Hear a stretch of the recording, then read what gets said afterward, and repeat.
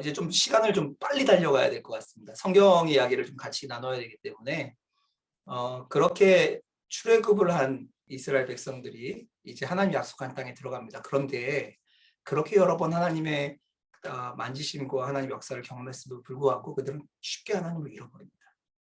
하나님 땅에 들어가서 다시 죄를 짓고 죄 때문에 하나님 보내신 어떤 압제를 통하여 다시 돌이켰다가 다시 잊어버리고 죄 짓는 일들을 반복하는 일들을 300년간 합니다.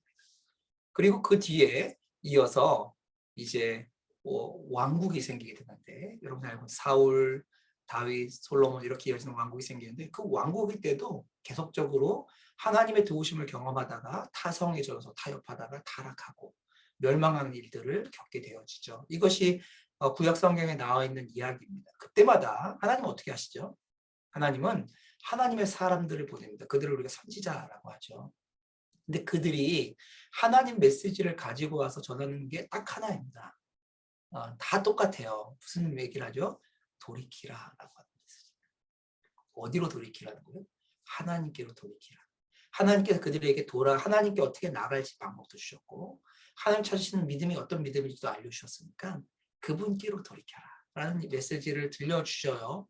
그럼에도 지속적으로 정말 일관적으로 이렇게 잠깐 괜찮을 때도 있지만 돌이키라는 말씀을 듣고 돌이키지 않고 계속적으로 문제를 일으키죠. 하나님을 신뢰하지 않죠.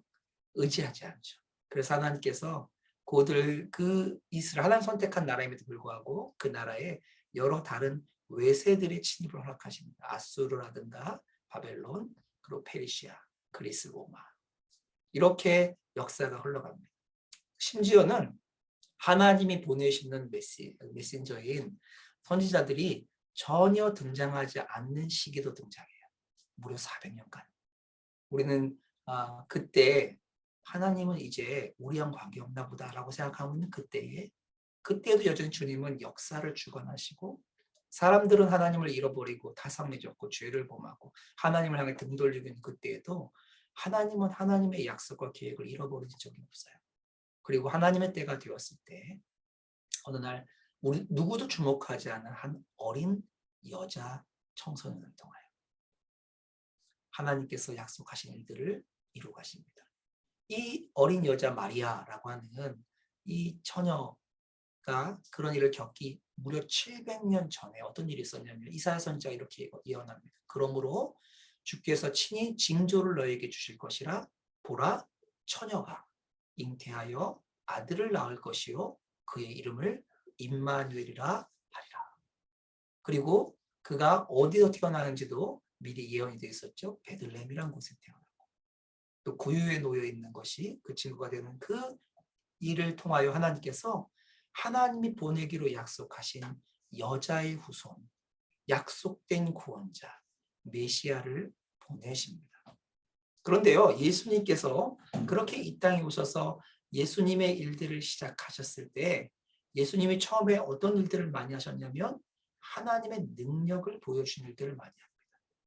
그렇죠. 나병 환자를 직접 만져서 치료하시고, 눈먼 자를 눈뜨게 하시고, 걷지 못한 자를 일으켜 세워서 살리시고, 오랜 질병 걸린 자를 치료해내시며, 죽은 자를 살리시고, 보리떡 5개, 물고기 2마리로 5,000명을 먹이시고, 또 무리를 걸으시고 파도를 잠잠케 하시고. 왜 예수님께서 이런 일을 하셨을까요? 이유가 딱 하나입니다. 그 일을 통하여 자신이 하나님이심을, 자신이 그 하나님께서 보내신 자인 것을 증명해 보여주셨죠. 왜요? 그 일을 통해서 주님께서 말씀하시는 말씀을 믿게 하기 위해요. 주께서 원하시는 일들을 그들이 믿고 따라오게 하기 위해서. 비슷하지 않나요? 이집트에서 있었던 일과. 이집트에서 그 놀라운 기적들을 통해서 하나님이 왜 하셨어요? 너희가 비로소 내가 여호와 하나님인 줄 알리라. 그랬던 것처럼 예수님도 그런 일들을 통해서 자신이 하나님이시고 하나님이 보내신 구원자인 것을 증명해 보이십니다. 그때에 사람들이 따르고 사람들이 존중했던 사람들의 가르침은 뭐였냐면 바로 바리새인을 비롯한 서기관을 비롯한 사람들의 가르침이었습니다.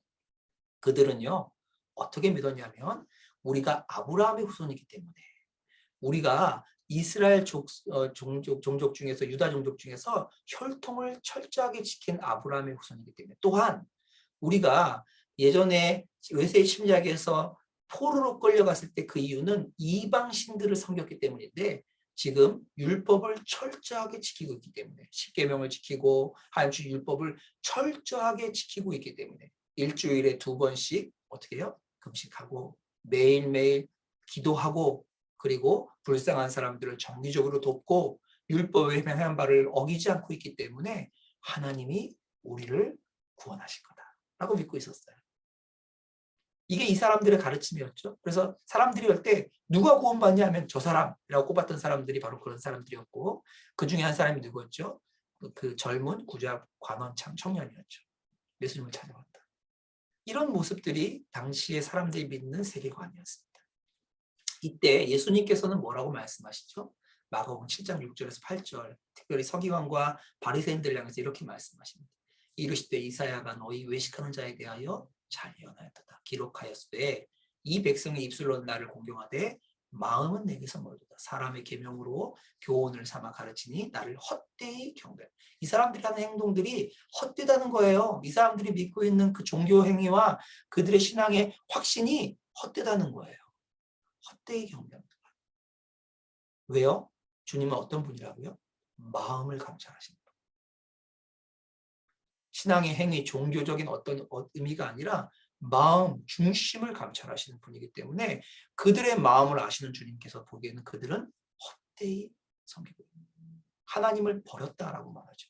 마가복음 7장 13절 말씀 이렇게 말합니다. 너희는 너희가 물려받은 전통을 가지고 하나님의 말씀을 헛되게 하며 그들이 그렇게 열심으로 하나님을 섬긴다고 했던 것들이 뭐라고요? 하나님의 말씀을 헛되게 하는 거예요. 영원하신 하나님 말씀을 무너뜨리는 일이라고 말하고 있다고요. 이런 일이 일어날 수 있나요? 얼마든지 일어날 수 있다고 성경은 우리에게 이야기해주고 있죠. 마가복음 7장 23절은 뭐라고 말하죠? 이 모든 악한 것들이 다 속에서 마음에서부터 나와서 사람을 더럽게 하는 거예요. 하나님 뭘 보세요? 구약 성경에는 믿음으로 하나님께서 의롭게 여겨신 걸 말씀해 주셨는데 그 믿음이 일어난 장소가 어디예요? 마음이에요. 그러니 이 지금까지 이 사람들이 뭐였어요? 바리새인들이 철저하게 율법을 지키며 이렇게 하는 게 구원받는 길이라고 말하고 있는 이 사람들을 향해서 나는 너의 마음을 감찰한다. 회칠한 무덤 것 같다. 너희는 하나님 헛되이 섬긴다. 이런 말씀을 하신 거죠. 그 중에 한 사람 바리새인 중에 한 사람이었죠. 니고데모가 아무리 생각해도 이 예수님이 행하시는 기적을 보니까 하나님 보내신 건 맞는 것 같아요. 근데 바리새인들은 인정하지 않거든요. 그러니까 밤중에 예수님을 찾아옵니다. 그때 이 니고데모 바리새인 중에 바리새인이었던 니고데모가 정말 이해하지 못한 한 말씀. 너가 다시 태어나야만 하나님 나라에 들어갈 수 있다. 전혀 이해하지 못하는 말씀을 하고 사람의 생각으로는요. 이렇게 하면 하나님 받아주시고 종교적인 관습과 전통을 따르면 이렇게 하면 받아줄 것처럼 보여주는데 바리새인들은요. 선행을 하면 율법을 따라 그 말씀을 지키면 선행을 하면 하나님이 축복하실 거라고 믿었는데 하나님 어떻게 했어요? 거절하셨어요. 아니 너는 안 돼. 그래서 다시 태어나야 돼. 너의 존재로는 불가능해. 다시 태어나야만 가능해. 이 얘기를 바리새인들을 향해서 당시의 종교 지도자들을 향해서 말씀해 주셨죠. 그러면 어떻게 하는 게 다시 태어나는 거죠? 어떻게 하는 게 하나님께 나가는 길이죠? 하나님 분명히 주신 율법을 따라서 제사 드리고 성전에도 나가고 했는데 왜 안 된다는 거죠? 예수님은 이렇게 말씀하셨습니다. 요한복음 10장 7절입니다. 예수께서 다시 이르시되 내가 진실로 진실로 너에게 말하노니 나는 양의 문이라. 여러분 그 성경을 읽다 보면 진실로라고 하는 단어가 등장해요. 그렇죠? 요한복음은 이걸 2번 반복해서 진실로 진실로라고 하는 단어를 쓰는데 이렇게 예수님께서 말씀하실 때가 있습니다. 그러니까 진실로 진실로 너에게 말하노니 이렇게 할 때가 있는데 이때는 언제냐면요. 예수님이 말을 하시는 대상들이 예수님이 말하는 것을 안 믿을 것을 미리 아셨을 때 이렇게 말해요. 이게 아멘 아멘 이렇게 말씀하신 거거든요. 이게 무슨 뜻이냐면 내 말은 진짜야. 너희들이 안 믿을 건 알지만 내가 진짜 말한다. 이거 잘 들어라. 이렇게 말할 때 하시는 거예요. 근데 예수님이 뭐라고 하시냐면 내가 양의 문이라는 거예요. 이게 도대체 뭔 말이죠? 양의 문이라는 게 우리는 잘 이해가 안 가는데 성경은 성경을 듣는 당시 사람들은 다 이해하는 말입니다. 양치기들이요, 양을 이렇게 칠 때 문제가 있습니다. 양들이 워낙 잘 먹으니까.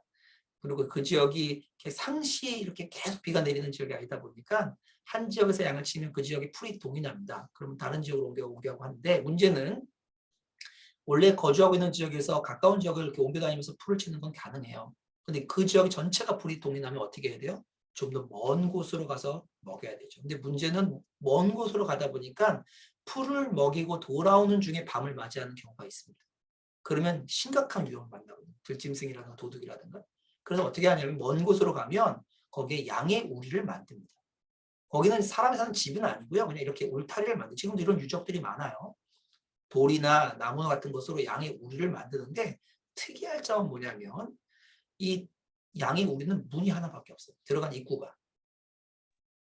하나밖에. 그래서 밤이 이렇게 풀을 먹이고 밤이 되면 양들을 이 안으로 다 집어넣는 거예요. 그리고 목자가 그 들어가는 입구에 앉아서 목자가 거기서 밤을 지새웁니다. 그러니까 이게 양의 문이에요. 이 얘기는 무슨 뜻이냐면, 목자를 거치지 않고는 양들에게 접근할 수 있는 방법이 없고, 목자를 거치지 않고는 양들이 우리 밖으로 나갈 수 있는 길이 없어요. 그러니까 이 목자를 거쳐야만 안전한 곳으로 들어가고, 목자를 거쳐야만 밖으로 나갈 수 있는 것이 양의 문입니다. 이 목자가 양의 문이 되는 거예요. 근데 예수님이 뭐라고? 내가 진실로 진실로 너에게 말하느니 나는 양의 문이다라는 거예요. 안전한 곳, 평안한 곳, 너희를 보증할 수 있는 곳으로 들어갈 수 있는 하나밖에 없는 문이 나다, 이렇게 말씀하신 거죠. 그래서 요한복음 10장 9절은 내가 문이니 누구든지 나로 말미암아 들어가면 구원을 받고, 또는 들어가며 나오며 꼴을 뭐예요? 피로를, 생명을, 공급하심을 얻게 될 것이다, 이렇게 말하는 거죠.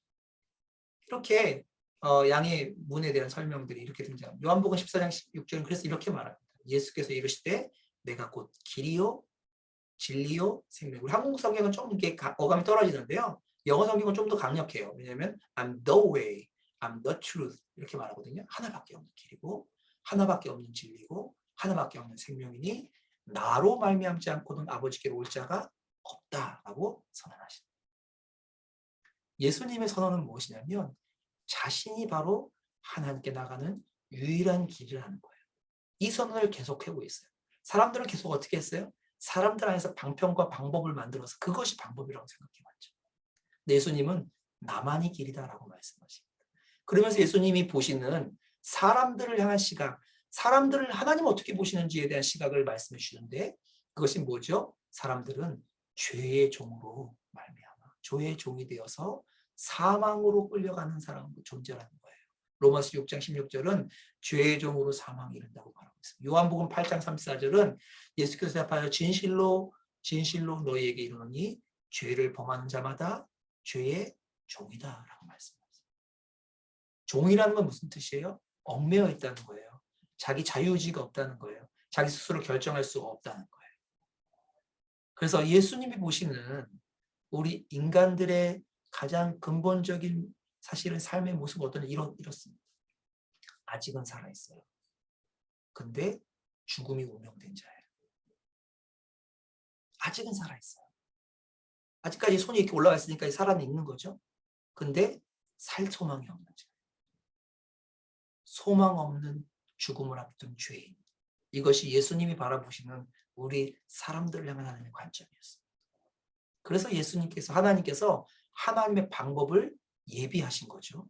그것이 여인의 우서로 오신 예수님이었고, 그 방법이 바로 구약 성경에 계속적으로 반복적으로 등장한 제물을 통한 방법이었습니다. 제물이 필요하다는 거예요. 대신 이 죽음을 감당해 줄 제물이 필요하다.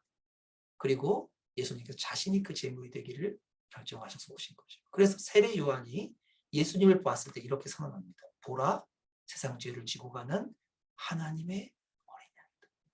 세상 죄를 지었어요. 머리에 손을 얹으면 그 죄가 옮겨지는 죄물처럼 세상의 모든 죄를 짊어지고 하나님의 영원한 어린 양이 되어서 이 땅에 오신 예수님이라고 세례 요한이 성령의 감동으로 선언하게 됩니다. 그래서 예수님께서 친히 그 제물이 되기를 결정하시죠. 그래서 예수님께서 그들을 향해서 제물이 되기를 결정하시고 제물이 되시기 바로 직전에 어떻게 하십니까? 성만찬을 행하시는데 마가복음 14장 22절에 떡을 떼시면 뭐라 그러세요? 떡을 떼 가지사 축복하시고 떼어 제자들에게 주시며 이르시되 받으라 이것은 내 몸이라. 너희를 위해 찢기고 너희를 위해서 찢어지는 내 몸이라. 이 몸을 먹어야 된다는 거예요. 두 번째, 잔을 가지시고 감사기도 하시고 그들에게 이르시되 다 이를 마시매 이르시되 이것은 많은 사람을 위하여 흘리는 나의 피 곧 언약의 피라. 자기의 몸이 찢기고 자기의 피를 흘림으로 자신이 제물이 될 것을 말씀하시고 이것을 기념하라 하셨어요. 이것을 기념하라는 건 떡 먹는 걸 기념하고 포도주 마시는 걸 기념하는 게 뭘 기념하라는 거예요? 뭘 기념하는 거죠? 그분이 내 제물이 되어서 나를 위해 십자가에서 몸을 찢기고 피를 흘림으로 내 죄가 다룸받았다.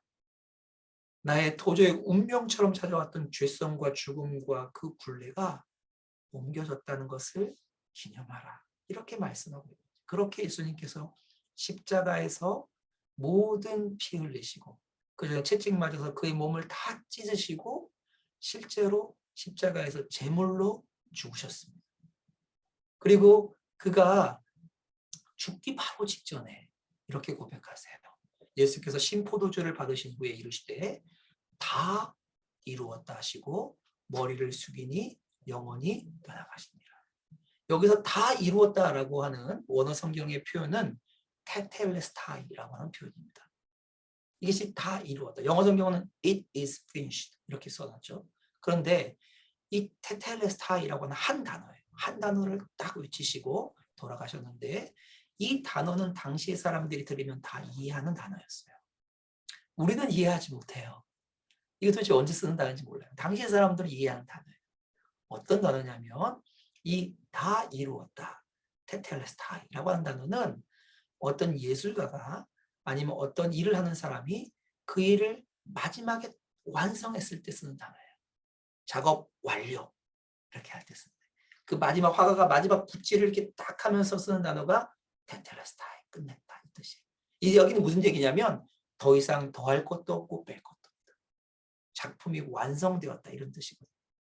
이때 씁니다. 두 번째, 이 테텔레스타이라는 단어 언제 쓰냐면 어떤 주인이 상전이 종에게 아니면 부하에게 어떤 명령을 내리고 뭐 이거 해와 이렇게 했을 때 그 일을 다 마치고 난 그 하인이나 부하가 주인이나 상관에게 보고할 때 주인님 시키신 것 하나도 빠지지 않고 다 행했습니다 라고 할 때 쓰는 단어가 뭐냐면 테텔레스타이. 하나님 시키신 것 다 했어요. 요때 쓰는 단어입니다. 세 번째, 이 테텔레스타이라 쓰는 단어는 언제 쓰냐면 이 문서에 사용되는 단어예요. 특별히 빚 문서에 사용됩니다. 지금도 빚을 하면 이렇게 문서를 쓰죠, 그렇죠? 이렇게 임차인, 임대인이 계약을 하잖아요. 그런 것처럼 당시에도 이렇게 임차인과 임대인, 돈을 빌려주고 차용인과 그 빌려주는 사람과의 관계들 가운데서 문서를 작성하는데 예를 들면 2022년 뭐 8월 10일 누가 누구에게 200만 원을 빌려줬음 몇 월 며칠까지 갚기로 함 이렇게 뭐 쓰는 것처럼 쓰는 거예요. 그런데 그것을 쓰고 그것을 빌려준 사람도 빌린 사람도 같이 한 장씩 가지고 있습니다.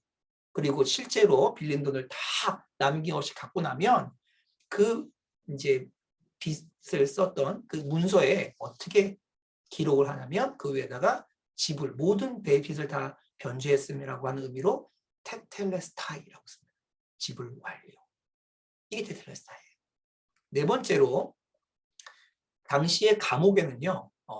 이 감옥에는 죄수들이 들어가게 되죠. 그러면 그 죄수들이 들어간 감옥 그 문에 그 죄수들의 이름과 죄명과 죄로 인한 형벌이 적혀지게 됩니다.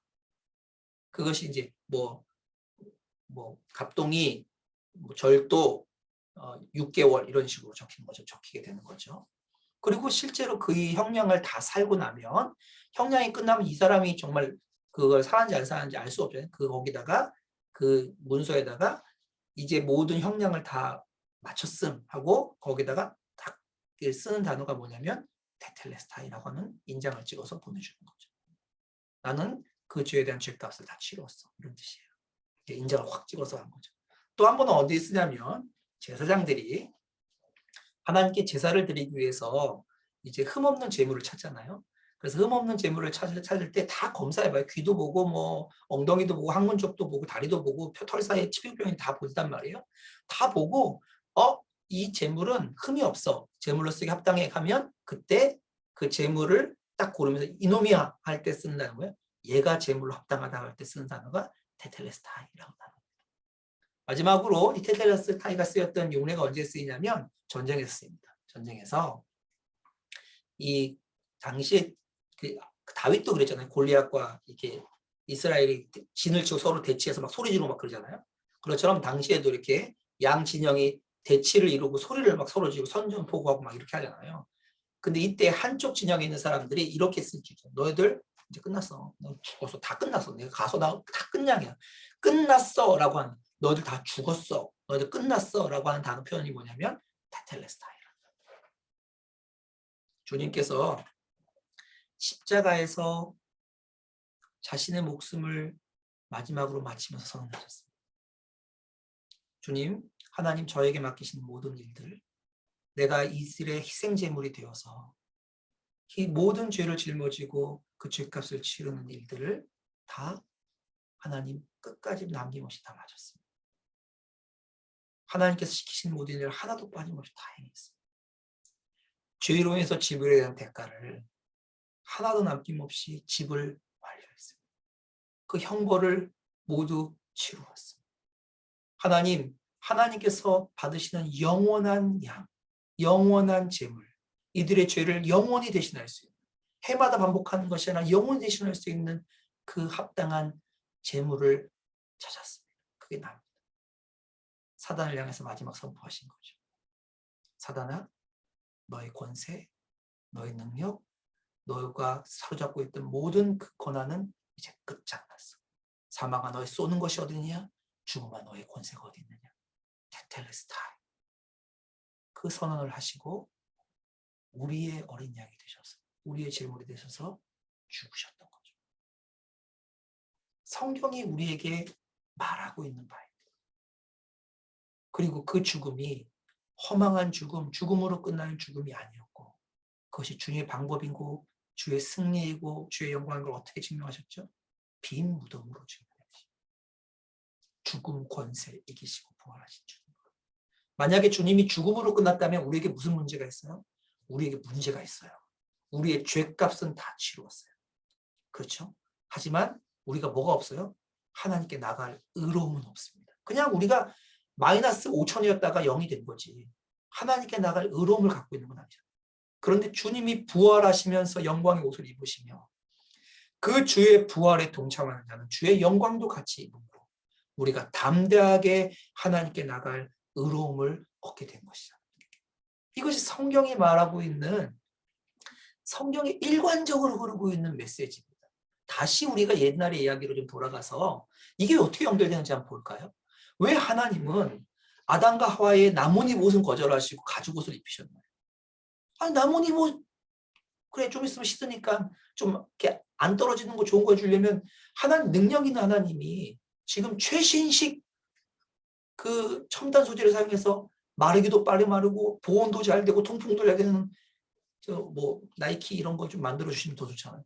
근데 왜 가죽 옷이에요? 왜죠? 그곳에서 하나님께서 가죽 옷을 만들어 주셨는데, 가죽 옷은 어떻게 만드시? 하나님 천지를 창조하신 이후에 또 다른 창조를 하지 않으십니다. 창조를 마치시고 안식을 했다는 건 창조가 끝났다는 의미예요. 더 이상 창조하지 않으세요. 그러면 이 가죽 옷의 가죽은 어디서 나오죠? 동물이 죽임을 당한 거죠. 그 가죽을 제공한 어떤 것이 죽은 거죠. 너의 수치는, 너의 부끄러움은 무엇인가 대신 죽음으로만, 무엇인가 벌거벗어짐으로만 너의 수치와 너의 부끄러움은 가려질 수 있어. 지금 뭘 보여주고 계세요? 여인의 후손으로는 그분이 우리의 수치를 대신 입으시고 그분이 죽음으로 우리의 수치를 가려주시겠다고 처음부터 하나님은 계획하고 계셨어요. 노아의 방주가 참 이상해요. 이상한 게 뭔지 알아요? 그렇게 큰 배인데 문이 하나밖에 없어요. 그렇게 큰 배가 문이 하나밖에 없어요. 저희 교회 사무실만 해도 문이 몇 개인지 몰라요. 근데 그 큰 배가 들어가는 문이 하나밖에 없어요. 그런데 예수님께서 뭐라고 그러셨죠? 예수께서 이르시되 내가 곧 길이요 진리요 생명이니 나로 말미암지 않고는 나 하나의 문이 아니고는 아버지께로 올 자가 없느니라. 그 영원한 심판, 그 완전한 심판에서 구원받는 길이 방주의 문 하나를 통과해서 들어가야 되는 것 하나밖에 없었던 것처럼, 그 문이 하나밖에 없는 것처럼 하나님 앞에 그 영원한 형벌과 분리로부터 구원받을 수 있는 길도 하나밖에 없다고 말합니다. 나는 양의 문이라, 내가 문이니 누구든지 나로 말미암아 들어가면 구원을 받고, 그 길이 하나밖에 없다고 말하는 거죠. 여러분 기억하시나요? 바벨탑. 이 바벨탑 종교심으로 전 인류가 힘을 다 합쳐서 가려고 해도 갈 수 없었던 그 하나님의 거절하심이 있었죠. 종교로는 안 되는 겁니다. 종교심으로는 안 되는 거예요. 오직 예수 그리스도를 통해서만 주님 앞에 나갈 수 있다고 말하고 있는 거죠. 여러분, 아브라함이 그의 아들 이삭을 주기로 했다 하나님 말리셔서 그를 대신하여 양을 준비하시고 수장으로 제사를 드려서 여호와 이레, 이것이 일어났던 것이죠. 그런데요, 그 로마서 말씀은 어떻게 말하고 있죠? 로마서 4장 23절 24절 말씀. 그에게, 아브라함에게 의로 여겨졌다 기록한 것은 아브라함만 위한 것이 아니에요. 의로 여기심을 받을, 미래형이죠. 아브라함 이후에 의로 여기심을 받을 우리도 위함이니. 그 우리가 누구냐면 곧 예수 우리 주를 죽은 자 가운데서 살리신 이 하나님을 믿는 자니라. 하나님을 믿는 사람들을 똑같이 아브라함을 의로 여겨주셨던 것처럼, 아직 예수님이 오지 않아서 아브라함을 의롭게 된 건 아니지만 그것을 미리 인정해 주셨던 것처럼 우리도 그렇게 의로 여기시겠다고 하나님이 작정하신 거예요. 언제부터? 아브라함 때부터 이미 그렇게 하신 거죠. 그런데 여러분, 그 아브라함이 이상하게 하나님 지정하신 산으로 가서 자기 아들을 죽이라고 했단 말이에요. 거기 모리아 산이에요. 그렇죠. 자기 집에서 3일길 정도 걸리는 곳이에요. 왜 굳이 거기를 가야 되죠? 하나님 정말 잔인하죠. 자기 아들을 죽이라는 게, 어떻게 하나님 그렇게 할 수 있어요? 그런데 아십니까? 여러분, 이 모리아 산은 어디냐면 예수님이 죽으셨던 갈보리 언덕입니다. 아들을 죽이는 아브라함의 심정이 사실은 누구의 심정이에요? 자신의 아들을 갈보리에 보내서 자신의 아들을 낱낱이 찢어서 피 한 방울 안 남기고 다 흘려서 죽이시는 하나님의 심정이었던 거예요. 그래서 믿음의 사람 아브라함에게 그 길을 걷게 하셨던 거잖아요. 여러분, 6월절 10번째 재앙에 왜 그렇게 이상하게 유치한 방법들을 써서 꼭 구원하셔야 됐죠? 좀 더 우리가 생각하는 좀 더 고상하고 아름다운 방법들 많잖아요. 어린 양을 준비해서 죽여서 피 흘려서 발라서 왜 그렇게 해야 됐나요? 사실은 이것은 예수님을 우리에게 보여주고 있죠. 보실까요? 어린 양은 흠이 없어야 됐어요. 예수님은 죄가 없었습니다. 어린 양은 순양이었습니다. 예수님은 남자였습니다. 어린 양은 첫 번째 장자를 위해서 대신 죽어야 했습니다. 예수님은 모든 인류를 위하여 대신 죽으셨습니다. 어린 양은 그 피가 문 임방과 설주에 칠해져야 했습니다. 예수님은 십자가에서 피 흘려 죽으셔서 그 피가 우리를 대신한다고 믿는 모든 사람들의 마음에 새겨져야 했던 것이죠. 어린 양은 그 피가 칠해진 집안에 있어야만 했습니다. 죽음의 천사가 그 피를 보면 건너서 지나갔지요.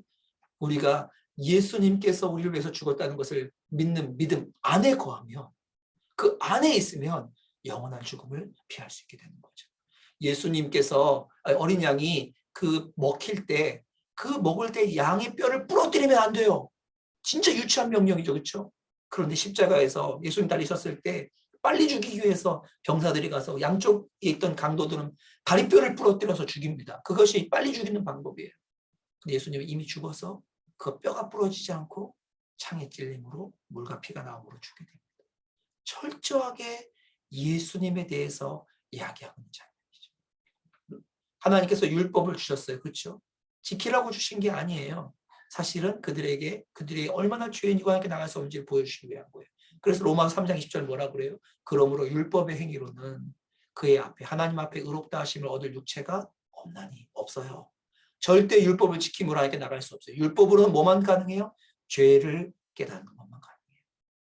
빛이 비치면 먼지가 비추는 것처럼 그것을 가능하다. 그런데 로마서 3장 20절이 여기서 끝나지 않고 21절로 이어집니다. 뭐라고 말하죠? 이제는 예수님께서 십자가에서 달리시고 부활하신 이후에 이제는 율법 외에 하나님의 한 의가 나타났어요.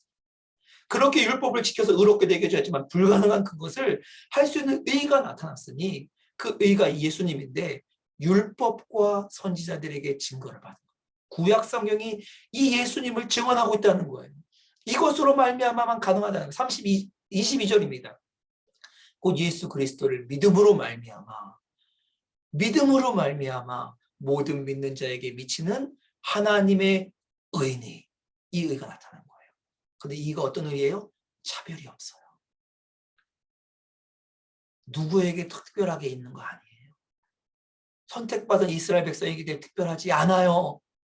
그를 믿는 자에게 모두에게 주어진 차별이 없는 의가 나타난다. 율법도 우리에게 뭘 보여주고 있어요?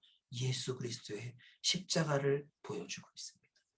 여러분 기억하시나요? 그들이 율법을 어김으로 말미암아 죽음의 위협이 놓였을 때 하나님께서 제시하신 방법, 바로 성막이죠. 사실은 시청각 교제입니다. 성막으로 들어가는 문은 하나밖에 없어요. 방주로 들어가는 문이 하나밖에 없었던 것처럼 하나님께서 하나밖에 없는 유일한 구원의 길을 예표하고 있죠. 이 유일한 문을 통해서 들어가면요, 반드시 만나게 된 첫 번째 기물인데 그것이 뭐예요? 노제단이에요. 그래서 바로 뭘 갖고 가야 돼요? 제물을 가져가서 그 제물을 죽여서 그 제물을 통해서 하나님께 나가야 하는 것이 방법밖에 없었어요. 그것이 유일한 방법이었죠. 히브리서 10장 10절에 11절 말씀입니다. 예수 그리스도께서 자기 몸을 단번에 들이심으로 우리는 거룩하게 되었습니다. 모든 제사장은, 그 전에 제사장은 날마다 제단에서 서서 직무를 수행하면서 똑같은 제사를 죽이고 피 흘리는 제사를 거듭되었지만 그러한 제사가 죄를 없앨 수는 없었어요. 그래서 반복하는 거예요. 그런데 예수님께서 단번에 죽이심으로 말미암아 대제사장이 1년에 한 번 들어가서 그 천사들 사이에 그 지원자의 피를 흘리는 것처럼 예수 그리스도의 피가 하나님의 임재 앞에 흘려짐으로 말미암아 어떤 일이 일어나죠? 예수 그리스도께서 자기 몸을 단번에 들이심으로써 어떤 일이 일어나요? 단번에 영원히 유효한 제사가 드려지게 돼요. 더 이상 반복할 필요가 없는 제사가 드려져요. 그래서 우리가 더 이상 제사 안 드려요. 제사 필요가 없기 때문에. 사실은요, 성막은 뭐예요? 우리를 예수님께로 인도하는 모형이에요. 시청각 교제예요. 에베소서 2장 13절입니다. 이제는 전에 멀리 있던 너희가 그리스도 예수 안에서 그리스도의 피로 가까워졌다라고 말하고 있어요. 기억하시나요? 모세가 다 죽을 수밖에 없을 때 들었던 노뱀. 근데 예수님 뭐라고 하셨나요? 예수님께서 모세가 광야에서 뱀을 든 것 같이 인자도 예수님도 들려야 한다라고 말씀하셨어요. 예수님은 자신을 노뱀과 같다고 말하는 거예요. 노뱀을 바라본 자는 그가 어떤 존재든 살아났던 것처럼 예수 그리스도의 십자가의 죽으심을 믿는 자는 누구든지 살아난다고 말하는 것이죠. 그러나 하나님은 자비가 넘치시는 분이셔서 우리를 사랑하시는 그 크신 사랑으로 말미암아 범죄로 죽은 우리를 그리스도와 함께 살려주셨습니다. 여러분은 여러분의 공로나 종교심이나 행위로가 아니라 은혜로 구원을 얻었습니다. 이것이 우리에게 주어진 하나님의 마음이에요. 태초로부터 하나님께서 가지고 있던 마음입니다. 그래서 하나님과 사람 사이가 도저히 같이 있을 수 없다. 너희는 하나님은 거룩하고 너희는 죄 가운데 있으니 같이 있을 수 없다 하는 상징이 있었습니다. 그게 뭐예요? 휘장이에요. 거룩한 지성소와 거룩하지 않은 사람을 나눠놓는 절대로 열리지 않는 커튼, 휘장. 두께가 9cm에 달하는 휘장. 그것이 제 가지고 있는 성경책, 이 성경책보다 더 두꺼워요. 성경책 2개 정도 모아놓은 것 정도의 두께의 휘장이 있었죠. 열리지 않는 휘장. 근데 예수님께서 텔레스타이라고 말씀하시면서 숨을 거두시는 그 순간 휘장이 위에서부터 아래로 찢어집니다. 누가 찢으신 거죠? 하나님께서 찢으셨어요.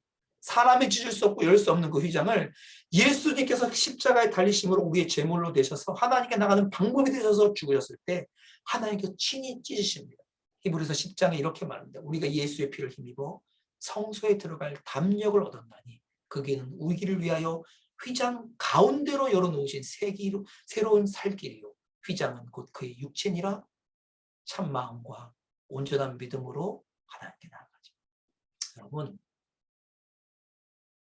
이것이 객관적인 사실. 우리의 마음에 어떤 느낌이 있느냐? 느낌이 없느냐의 문제가 아니고 이것이 우리에게 일어난 객관적인 사실이에요. 하나님이 단지 한순간에 어떤 기적을 짠 보여줘서 보인 게 아니고요. 창세기로부터 하나님께 담아두신 하나님의 마음이 객관적으로 드러나고 증명돼서 우리에게 비춰진 사실이에요. 하나님이 여기에다가 너의 감정을 이입해봐. 믿는다고 여러 번 소리쳐봐. 그러면 느낌이 올걸? 이렇게 말하지 않으셨습니다. 이것을 믿는 자마다, 이것을 의지하는 자마다, 이것을 신뢰하는 자마다 새로운 생명을 얻었고 하나님의 자녀가 되었고 하나님께서 그와 함께 하신다라고 말씀하십니다. 가장 근본적인 문제가 들어갑니다. 믿음이란 뭘까요? 이 모든 일에 하나님 통로로 사용하신 것이 믿음인데 우리는 이 믿음의 왜곡을 참 많이 가지고 있습니다. 성경은 믿음 자체는 중립적인 거라고 말합니다. 믿음 자체는 중립적이에요. 믿음을 다 갖고 살아갑니다. 돈에 대한 믿음을 가지고 살아가고 자녀에 대한 믿음을 가지고 살아가고 믿음 자체는 중립적입니다. 그러면 성경이 말하는 믿음이 뭐냐면 믿음의 대상의 문제예요. 믿음은요 기운이나 느낌이 아니고 분량의 문제가 아니라고 말씀드렸죠. 이제 질문을 드리고 제가 마치려고 합니다. 나는 누구를 무엇을 믿고 있는가? 이것이 우리 신앙의 첫 번째 발자국입니다. 우리는 누구를 무엇을 믿고 있는가? 지금까지 그것들을 하나님 거절해 오셨어요. 아담으로부터 바리새인에게까지. 우리 자신인가요? 종교인가요? 생각인가요? 선행의 분량인가요? 아니면 주께서 행하신 실제적인 사실인가요? 굉장히 많은 종교들이 느낌에 호소하고 감정과 경험에 호소하지만 성경은 이 객관적인 사실에 믿음을 둔 사람이 하나님의 자녀가 됐다고 말합니다. 그들을 하나님이 구원하기를 기뻐했다고. 다시 한번 제가 복습을 할까요? 진정한 믿음의 근거는 감정이나 느낌이 아니라 객관적인 사실. 얼마나 대단한 믿음의 양을 가지고 있느냐가 아니라 그 믿음의 대상이 누구인가 무엇인가가 핵심이에요. 진정한 믿음을 이성적으로 동의하고 고개를 끄덕거리는 것을 성경은 믿음이라고 말하지 않고 그 믿음의 대상에게 의지하는 것, 그것이 성경적 믿음이라고 말합니다. 이제 여러분에게 도전합니다. 어린 양으로 오신 그분. 그래서 우리의 죄가 전가되어 그 모든 우리의 근본적인 문제, 가장 근본적인 문제인 죄를 다 담당하셔서, 다 가지셔서 자기 몸을 찢으시고 자기 피를 흘리셔서 십자가에 죽으시며 다 이루었다. 내가 다 이루었다라고 선언하신 죄값 다 치루었고 형량을 다 지불했고 합당한 완전한 제사를 찾았고 적의 세력을 너희들은 끝장냈고 라고 말씀하시는 이 완전하신 주의 단 한순간에 기록된 게 아니라 1400년에 걸쳐서 기록된 그 말씀이 증언하는 객관적인 사실이 여러분의 방법입니까? 수많은 사람들이 하나님으로부터 분리된 이후에 하나님께 나가기 위한 방법들을 사용해 왔는데 여러분의 방법은 무엇입니까? 굉장히 많은 사람들이 자신의 어떠함의 근거를 방법으로 삼습니다. 성경은 다른 길은 없다고 말해요. 주님의 방법만이 나의 방법입니다. 그리고 이것을 알기를 원하는 것이 주님의 마음이에요. 주님의 마음, 하나님의 마음 뭐라고요? 따뜻해, 친절해, 좋아 이런 거 아닙니다. 너무 선명해요. 십자가에 나타난 하나님의 마음. 나는 너희가 영원한 형벌 가운데 버림받기를 원하지 않는다. 그리고 나는 그 길을 활짝 열어서 너에게 객관적으로 그 길을 증거하고 보여주고 있다. 이 내 길 앞에 너희가 마음의 문을 열어 믿음으로 반응했으면 좋겠다. 이것이 하나님의 마음인 줄 믿습니다. 기도하겠습니다. 하나님 아버지, 정말 부족한 정이 하나님 주의 그 놀라운 광대하신 복음을 전하기가 너무 벅차고 죄송합니다. 다 담아내지 못해서 짧은 시간 어눌하게 설명했는데 주께서 역사하여 주옵소서. 복음이 왜곡되지도 않고 치장되지도 않고 있는 그대로의 영광으로 우리 가운데 드러나고 믿고 누리는 영광 누리게 하여 주옵소서. 오늘 이 자리에 함께 하신 모든 분들을 축복하오니 이 하나님의 마음이 평생에 누려지고 믿어지고 소유되는 자로 살게 하여 주옵소서. 예수님의 이름으로 기도합니다.